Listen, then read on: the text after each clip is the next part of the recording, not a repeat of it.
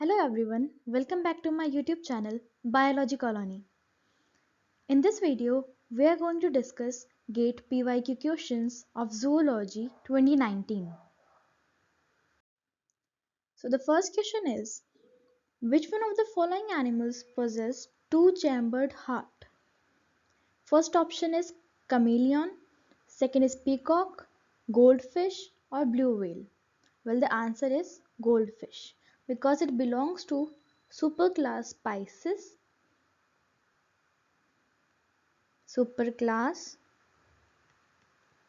Pisces and class Actinopterygii, which have two-chambered heart.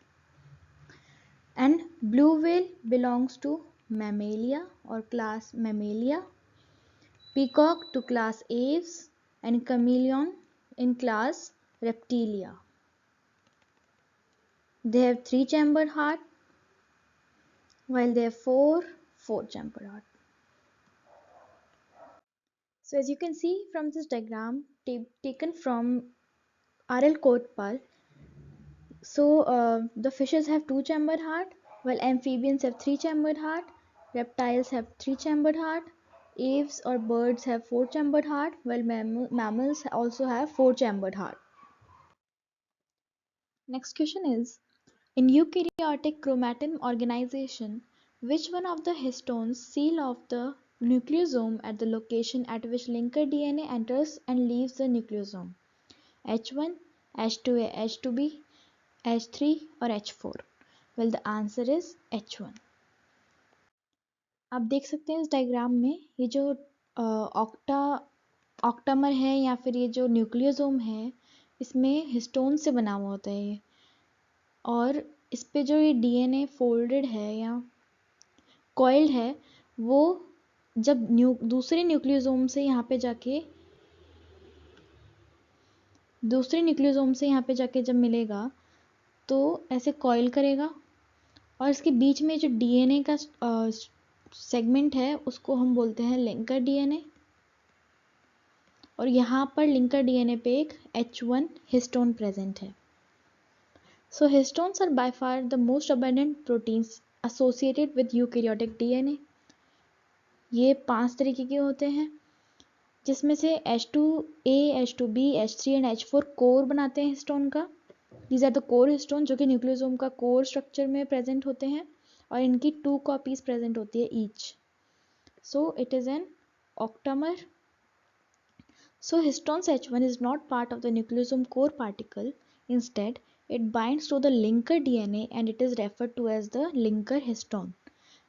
तो ये जो DNA को है यहाँ पे सील कर रहा है एंड देन यहाँ पे जब ये दूसरे न्यूक्लियोसोम में एंटर कर रहा है यहाँ पे ये इसको मतलब एंट्री पॉइंट पे भी प्रेजेंट है ये histone. So the next question is, which one of the following parasites does not cause lymphatic filariasis? इसका आंसर है मेंसनेला स्ट्रेप्टोसर्का. बाकी जो 3 ऑप्शन है ये गेट 2022-23 में भी आए हुए हैं. बी टिमोरी, बी ब्रूगिया मलाई एंड वुशेरिया बैंक्रॉफ्टी जो हैं ये लिम्फेटिक फिलेरियसिस कॉज करते हैं, वाइल मेंसनेला स्ट्रेप्टोसर्का ये भी फिलेरियल नेमेटोड है पर ये स्ट्रेप्टोसर्सियासिस या सर्कियासिस कॉज करते हैं. Next we have a species adapted to a specific habitat is called an ecotype. आप देख सकते हैं सबकी definition. Ecotype is a group of organism, normally a subdivision of a species that is adapted to a specific environment. It is sometimes also called as ecospecies.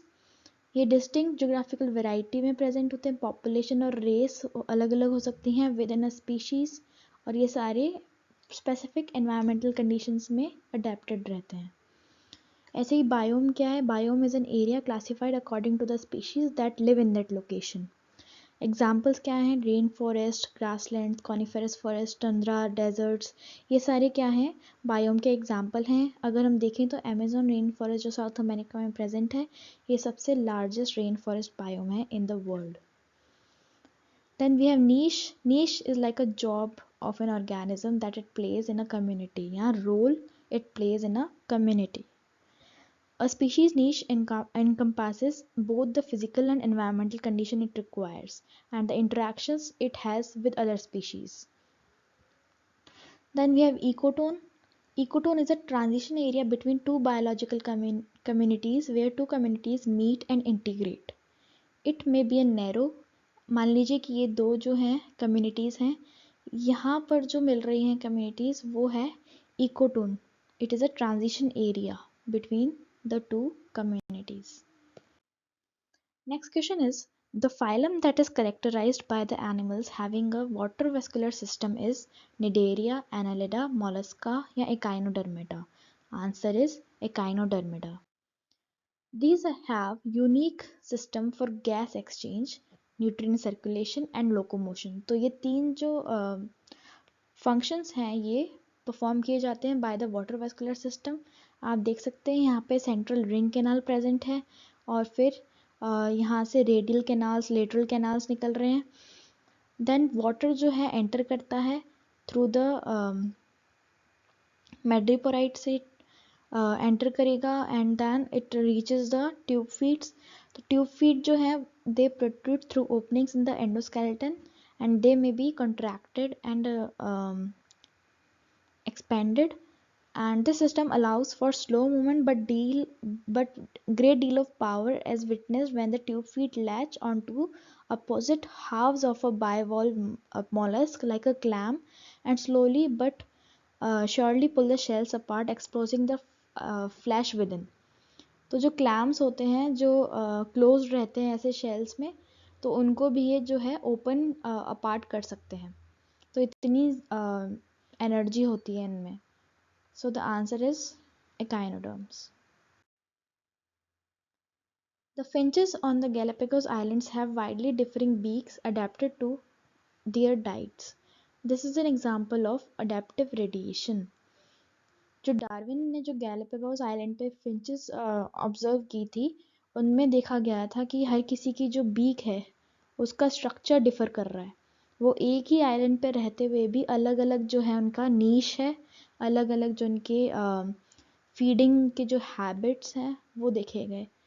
कुछ insect eater थे, कुछ fruit eater थे, कुछ seed eater थे, कोई probing beak थी किसी की क्रशिंग बीक थी, किसी की ग्रास्पिंग, किसी की पैरट बीक. तो ये तरीके के वेरिएशंस देखे गए. इसको बोला गया था adaptive radiation. It is radiating from a single point. Then we have, which one of the following animals is named as a living fossil where the animal is persisting above 400 million years without further major morphological evolution?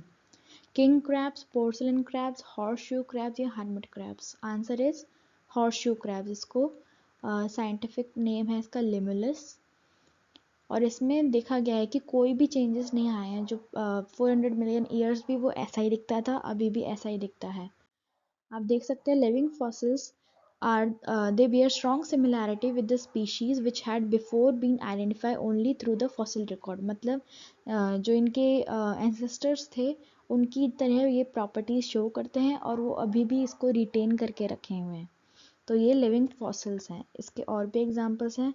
आप देख सकते हैं वैसे इस diagram में ये Limulus का diagram photo है एंड इसका जो ये थिक एक्सोस्केलेटन है, जॉइंटेड अपेंडेजेस हैं, ये आर्थ्रोपोडा में बिलोंग करता है. तो ये आप समझ ही गए होंगे. Then other examples are peripatus, limulus बोल दिया, नॉटिलस जो कि मोलस्का का है, पिलिना जो कि मोलस्का के हैं, latimeria it is lung fish. Then we have crocodile and many more examples are there. Next question is, consider the given peptide alanine. ये सारे जो ये पेप्टाइड की सीक्वेंस दे रखी है. the net charge on the peptide at pH 1 will be. सबसे पहले तो pH का कंसेप्ट आप सबको क्लियर होना चाहिए कि pH क्या होता है. pH is equal to minus log of H plus. क्या हम ये कह सकते हैं कि pH is inversely proportional to the H plus concentration? आप खुद ही देखिए जब pH कम होता है तो सॉल्यूशन या जो भी है वो एसिडिक हो सकता है. बिल्कुल. कैसे? क्योंकि H प्लस की कंसेंट्रेशन ज़्यादा होगी और OH माइनस की कंसेंट्रेशन जो है वो कम होगी. देन सिमिलरली इसका अपोजिट हो जाएगा, जब पीएच ज़्यादा है तो बेसिक होता है और H प्लस की कंसंट्रेशन कम होती है, OH माइनस की कंसंट्रेशन ज़्यादा होती है।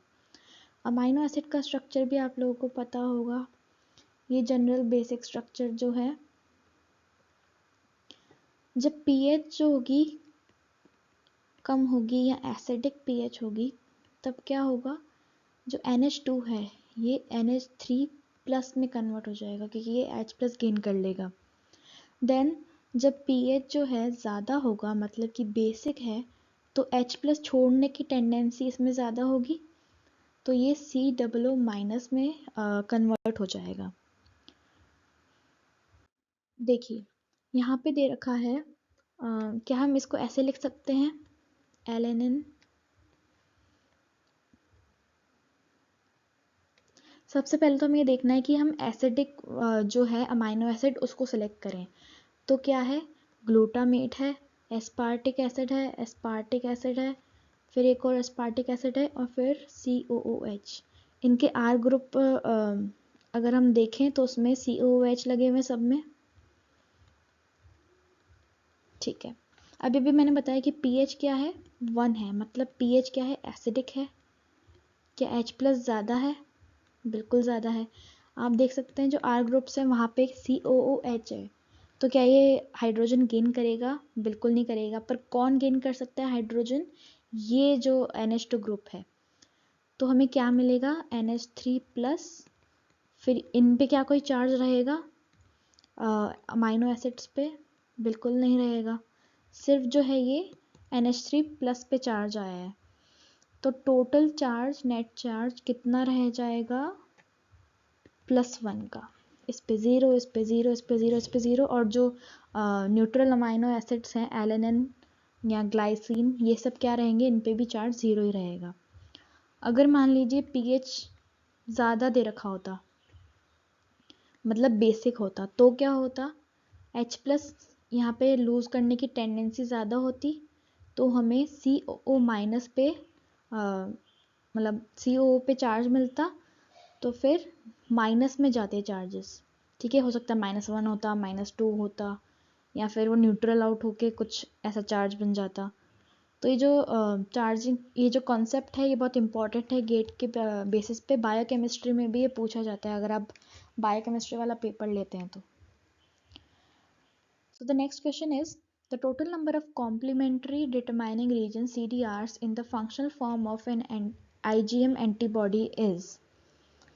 First of all IgM antibody क्या है, एक पेंटामेरिक एंटीबॉडी है। CDR रीजन्स क्या होते हैं, these are the complementarity determining regions, ये वेरिएबल चेन के पार्ट होते हैं। ये अगर हम बेसिक स्ट्रक्चर देखें एंटीबॉडीज़ का, यहाँ पर है जो CDR लूप्स प्रेजेंट होते हैं, जो कि एक में 3 होते हैं, मतलब कि 1 2 3 इसमें होगा, 1 2 3 इसमें, देन 3 इसमें, 3 इसमें। तो एक जैसे कि हैवी चेन में 3 होते हैं, लाइट चेन में भी 3 होंगे, ठीक है। कैसे, ये इस चेन में 3 है, इस चेन में 3 है, ठीक है। हैवी में 3, लाइट में 3, तो एक एंटीबॉडी में टोटल 6 लूप हो सकते हैं इस तरफ, तो टोटल कितने हो गए, 2 में 12 लूप्स, 12 CDR लूप्स हो जाएंगे। सो ऐसे ही IgM में कितने होंगे, पेंटामेरिक के मैंने बताया 1 2 3 4 5 ऐसे होंगे, ऐसे बना सकते हैं हम इसको।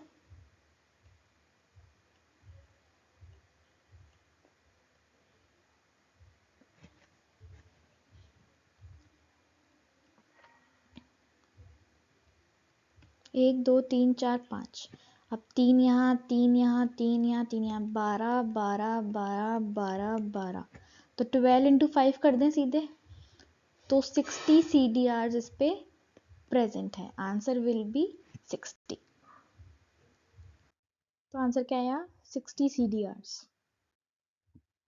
Next is, in a 1500 base pair double stranded bDNA, 70% of purines are adenine bases. The total number of hydrogen bonds in the DNA will be।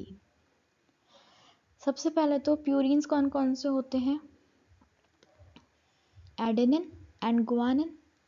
Adenine दे रखा है 70% ऑफ 1500, तो ये कितना हो जाएगा 150 एडेनिन है यहाँ पे, और इसका मतलब कि 30% गुआनिन होगा। 30% ऑफ 1500 कितना हो गया, ये हो गया 450 गुआनिन।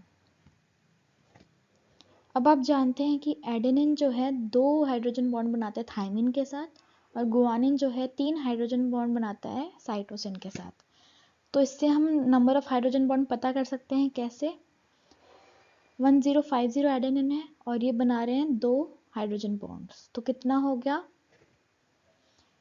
150 इंटू 2, ये हो गया 2100 hydrogen bonds.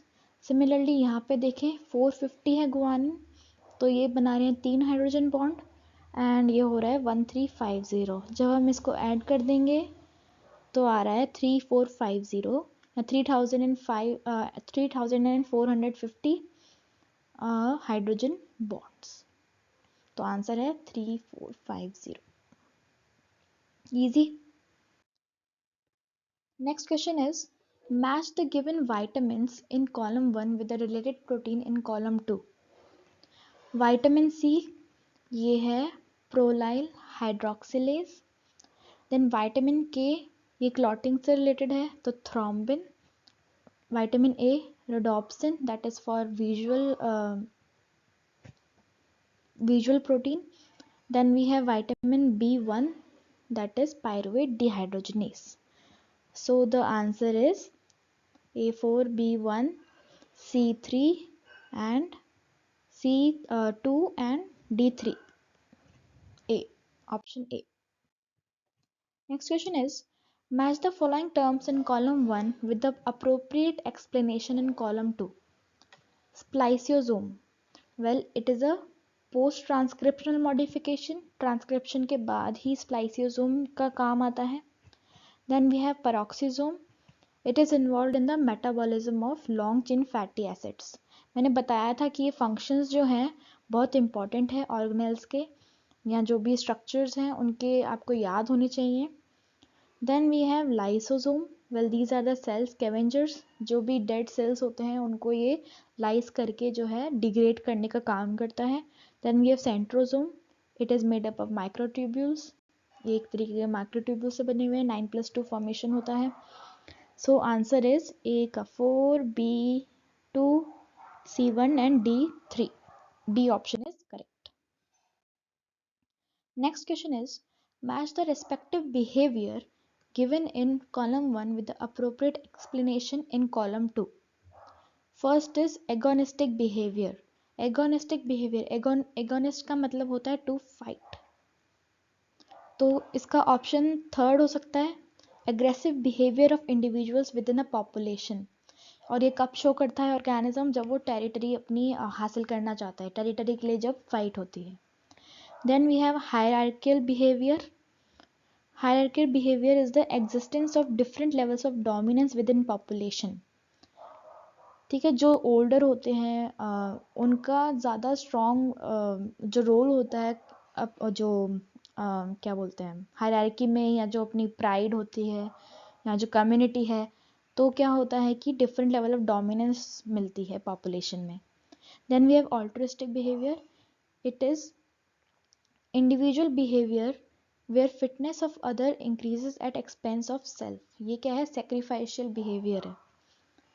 Then we have cooperative behaviour. Individuals contribute towards enhancement of mutual fitness. Cooperate करके एक साथ चल के जो है बिहेवियर को एनहांस कर रहे हैं, बढ़ा रहे हैं.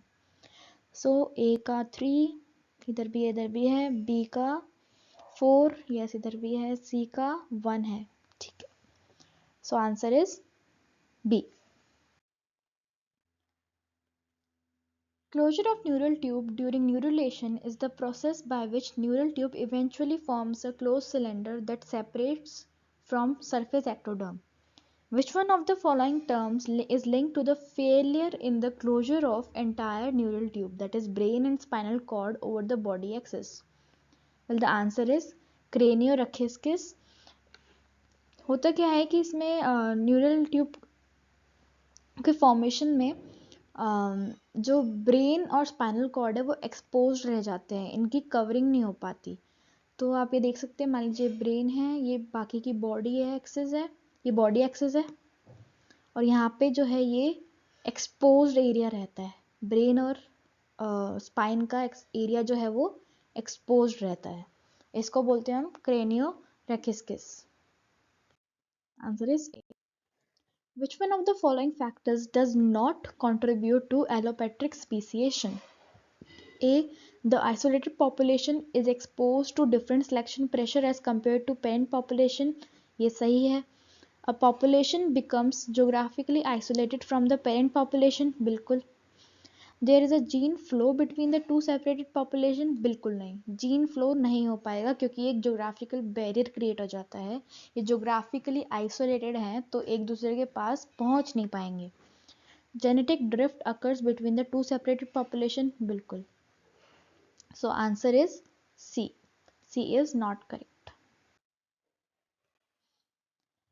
Match the hormones in column 1 to their respective physiological effects in column 2. Melatonin hormone. Melatonin का काम होता है regulation of circadian rhythms. तो A का है 5, तो ये ऑप्शन एलिमिनेट हो जाता है. Then oxytocin. The function of oxytocin is secretion of milk and uterine contraction. So B का हो जाता है 3rd. तो आंसर इज डी. बाकी मैच कर लेते हैं. Cholecystokinin. Well, it is a secretion. It functions in secretion of enzymes from pancreatic acinar cells. Then we have prolactin. Synthesis of milk in mammary gland. ये pituitary gland secrete करता है ये hormone. Then we have somatostatin. That is opposite to the growth hormone. और ये inhibition of secretion of growth hormone करता है. तो answer is D. Next question is, the molecular weight of a double-stranded DNA fragment present in mitochondria is 7.92 multiplied by 10 to the power 8 gram per mole. A pair of nucleotide contributes 0.34 nanometer to the length of the DNA and the average molecular weight of a nucleotide is 330 grams per mole. The number of protein molecules, निकालना क्या है हमें, number of protein molecules consisting of 200 amino acid each coded by this mitochondrial DNA is. हमें निकालना है number of protein molecules जो कि ये डीएनए माइटोकॉन्ड्रियल डीएनए कोड कर रहा है और इसके पास 200 अमाइनो एसिड हैं. सबसे पहले तो हमें नंबर ऑफ न्यूक्लियोटाइड्स निकालना पड़ेगा. तो नंबर ऑफ न्यूक्लियोटाइड्स निकालने के लिए सबसे पहले तो हम देखते हैं कि दिया क्या क्या है हमें. मॉलिक्यूलर वेट दे रखा है, चलिए लिख ही लेते हैं. नंबर ऑफ न्यूक्लियोटाइड्स कैसे निकाले जाएंगे, by dividing 7.92 into 10 to the power 8 को डिवाइड करेंगे 330 से, तो हमें मिलेगा 2.4 multiplied by 10 to the power 6 base pairs मिलेंगे. ये इतने नंबर ऑफ न्यूक्लियोटाइड्स हो गए. देन हमें पता है कि एक अमाइनो एसिड बनाने के लिए 3 न्यूक्लियोटाइड या 3 बेस पेयर चाहिए होते हैं. सब जानते हैं, कोडोन की बात कर रहे हैं हम. 3 कोडोन मिलके एक अमाइनो एसिड बनाते हैं. तो 200 अमाइनो एसिड के लिए हमें कितने बेस पेयर चाहिए होंगे, तो 200 multiplied by 3 is equal to 600 base pair या 600 न्यूक्लियोटाइड्स चाहिए होंगे हमें. तो अब नंबर ऑफ प्रोटीन मॉलिक्यूल्स निकाल सकते हैं हम इससे. 2.4 multiplied by 10 to the power 6 nucleotides divided by 600 base pair is equal to 4000 protein molecules.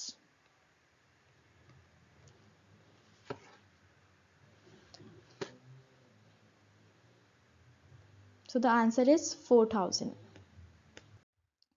So the answer is 4000.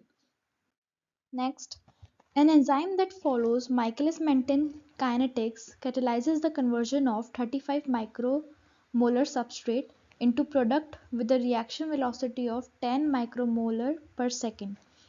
The Km and Kcat for the substrate are 14 micromole and 500 per second respectively. The total amount of enzyme taken for the enzyme reaction is, तो total amount of enzyme निकालना है हमें, ET, E total निकालना है हमें। सबसे पहले substrate concentration दे रखी है 35 माइक्रोमोलर और वेलोसिटी दे रखी है 10 माइक्रोमोलर पर सेकेंड और Km दे रखा है 14 माइक्रोमोलर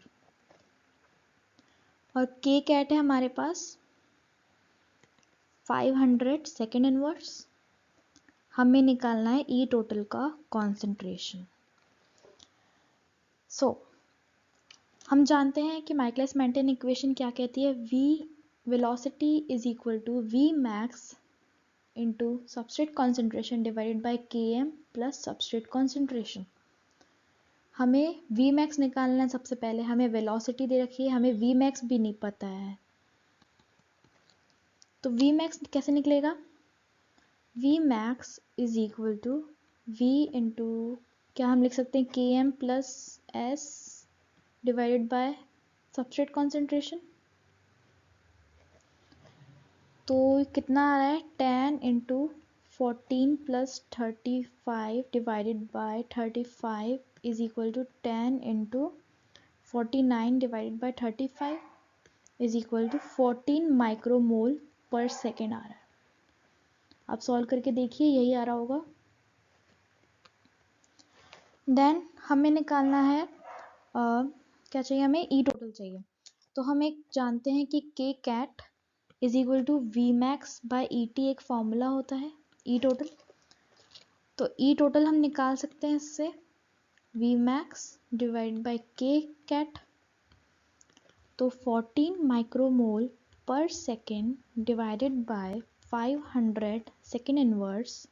तो इसको सॉल्व करेंगे तो आएगा 0.028 माइक्रोमोल। पर क्वेश्चन में पूछा गया है नैनोमीटर में, तो नैनोमीटर में कन्वर्ट करने के लिए हम इंटू 1000 कर देंगे। So the answer is 28 nanomolar. ये कितना आ गया, ई टोटल का कॉन्सेंट्रेशन आ गया। सो 28 nanomolar is the answer. Next question is, a distinctly large population of randomly mating laboratory mice contains 36% albino mice, which is caused by a double recessive genotype a. The black colored mice in the population is due to dominant genotype A, यहाँ A small a हो सकता है, मतलब dominant homozygous condition में भी black बन रहा है, तो हेट्रोजाइगस कंडीशन में भी ब्लैक ही बन रहा है। So considering the fact that this population is in Hardy-Weinberg equilibrium, हम दो फॉर्मूले जानते हैं Hardy-Weinberg equilibrium के, p square plus 2pq plus q square is equal to 1 और p plus q is equal to 1। ठीक है, ये Hardy-Weinberg equilibrium हमें बताता है। So considering the fact that this population is in Hardy-Weinberg equilibrium, the frequency of heterozygous alleles, that is capital A small a, in this population is, सबसे पहले 36% जो है ये एल्बिनो माइस के दे रखा है हमें, और ये हम क्यू स्क्वायर लिख सकते हैं इसको। तो Q square is equal to 0.36 मान लेते हैं। ठीक है, परसेंटेज हमने हटा दिया तो 0.36 है क्यू स्क्वायर। तो क्यू कितना आ जाएगा, मतलब कि रेसेसिव एलील का फ्रिक्वेंसी कितना आ जाएगा, 0.36 का स्क्वायर रूट करेंगे तो आ जाएगा 0.6। अब दूसरे फॉर्मूले से हम क्या निकाल सकते हैं, p plus 0.6 is equal to 1, तो फिर p is equal to 1 minus 0.6, तो ये कितना आ रहा है, p इज इक्वल टू 0.4। अब हमने p क्या है, ये डोमिनेंट के लिए है, कैपिटल A के लिए है। ठीक है, फ्रीक्वेंसी। सो अब दूसरा फॉर्मूला हमें पता है 2pq क्या होता है इसमें, ये है फॉर हेट्रोजाइगस। ठीक है, हेट्रोजाइगस एलील की ये फ्रीक्वेंसी रिप्रेजेंट कर रहा है, तो हम इससे निकाल सकते हैं 2 मल्टीप्लाई बाय पी कितना आ रहा है, 0.4 multiply by 0.6 is equal to 0.48। तो frequency of heterozygous allele is 0.48।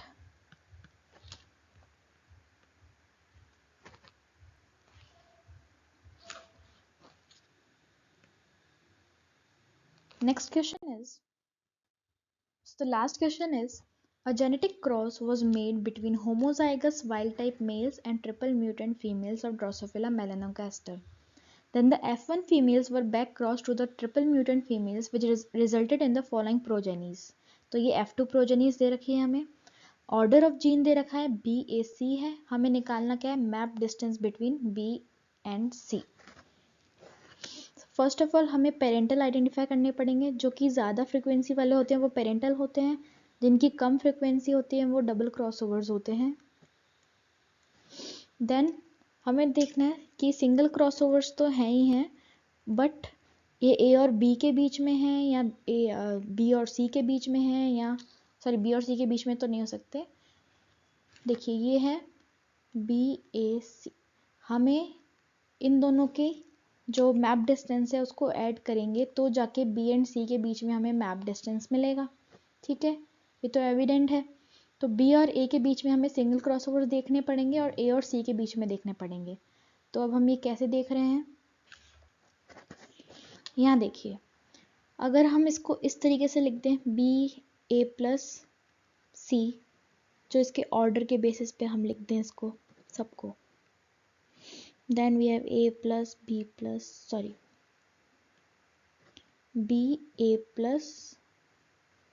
BA+C. Then we have BAC plus B plus A plus C plus BA plus C plus and B plus AC plus. तो ये मैंने order के हिसाब से लिख दिया है यहाँ पे. और पेरेंटल कौन सा है इनमें से? ये पेरेंटल है, ये दूसरा पेरेंटल है, और सॉरी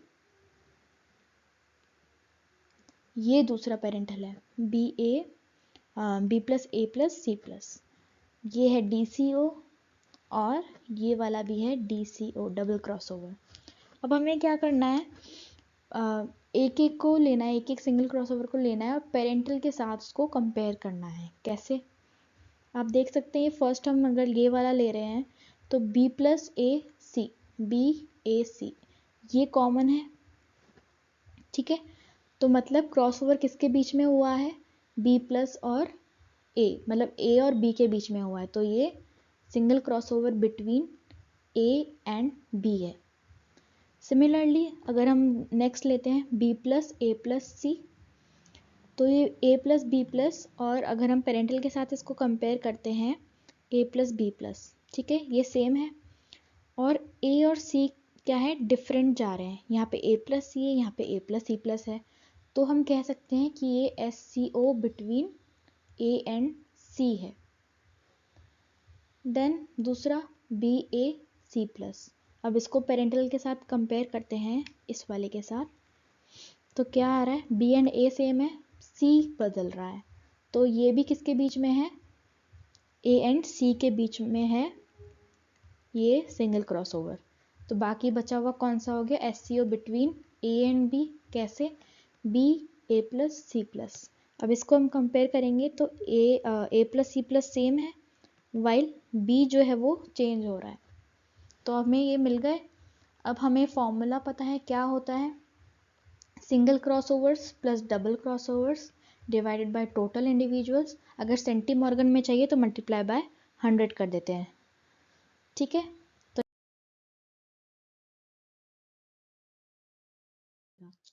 ये देखिए BAC. हमें निकालना है B और C के बीच का रिकॉम्बिनेंट फ्रिक्वेंसी. तो उसके लिए हमें B और A का और A और C का फ्रिक्वेंसी जो है वो ऐड करना पड़ेगा. हमें दे रखा है A एंड C के लिए अगर हम चेक करें तो जो फ्रिक्वेंसीज हैं वो हैं 64 plus 61 plus 17 plus 16 divided by 1000 जो कि टोटल है, मल्टीप्लाई बाय 100 क्योंकि हमें ये सेंटीमॉर्गन में करना है. तो आ रहा है 15.8 सेंटीमॉर्गन.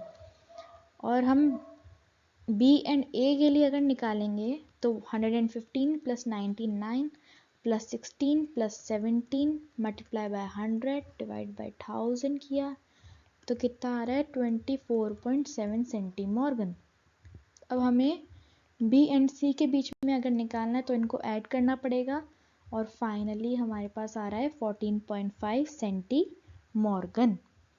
So the answer is 14.5 centimorgan.